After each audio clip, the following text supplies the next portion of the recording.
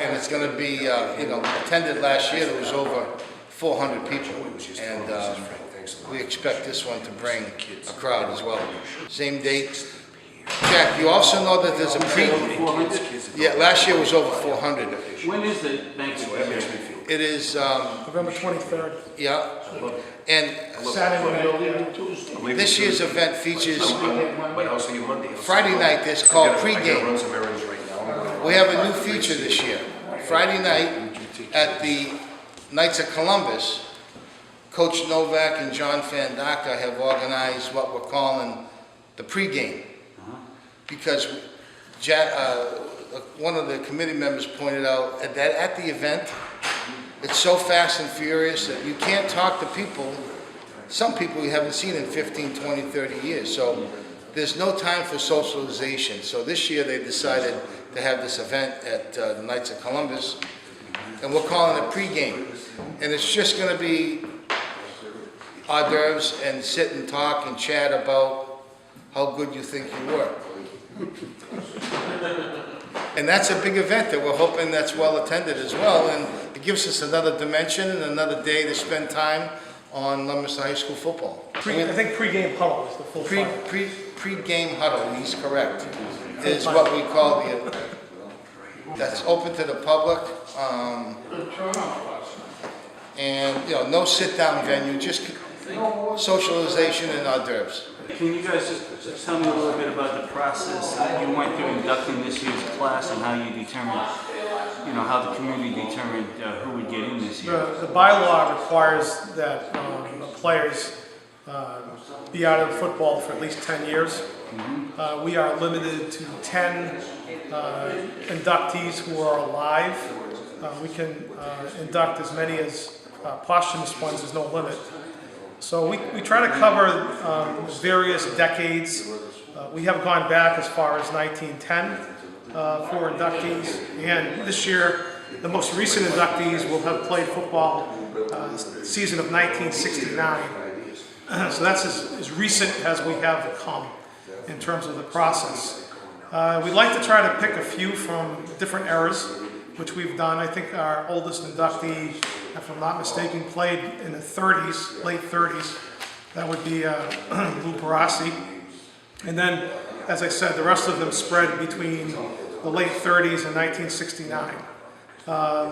We comb newspaper articles.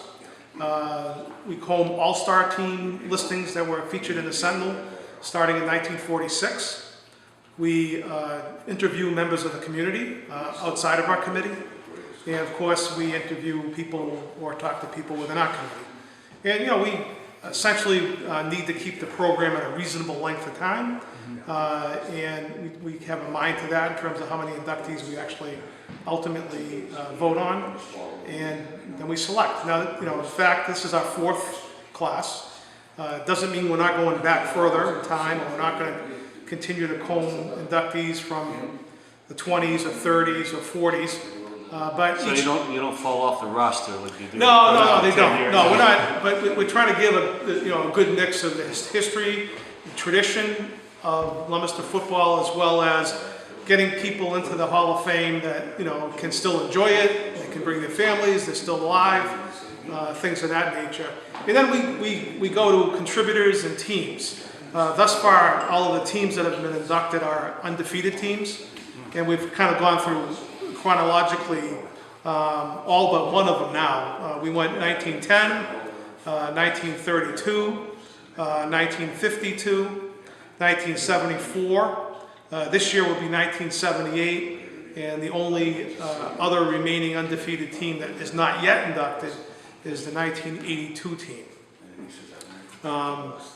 So there's, like I said, we try to keep a mix. In terms of contributors, we have a very broad range of people who have contributed in different ways to the program in lending their support. Last year we inducted Dick Tucker, who's been on the PA down at Doyle Field for over 30 years. We, in the past, inducted Ilio Torcoletti, who had a legendary lifetime of support for Leominster football. This year we have a very unique inductee. We have a fellow named Robert Samia. Unfortunately, he's passed. but his family were very enthused to have him inducted. He went to every Leominster-Fitchburg game since I think 1953 when he was in junior high school until the time of his death, oftentimes bringing his young son. Not only did he go to every game, but he saved every program, which he donated to our Hall of Fame, or his family did. They're in pristine condition. He saved all his ticket stubs from those games. He was a great track star when he was in high school, and just an amazing supporter and fan of Leominster football and Leominster athletics in general. So it honored us to be able to be in a position to induct him and recognize his great support for the program. So we have a sort of broad gamut of what we try to cover, and as Gilly said, it gets bigger every year. We started off, our first induction was about 175, then we ratcheted up to about a little over 200, 220 maybe the next year. You know, and it's now we're up over 400. So the event is attracting more and more people, and we're just having a ball doing it. It's been really great. And where will it be again this year? Sheridan. The Sheridan? Sheridan, 4 Points, yeah, same venue as last year. It's the most elegant setting for us, and it holds the right amount of people.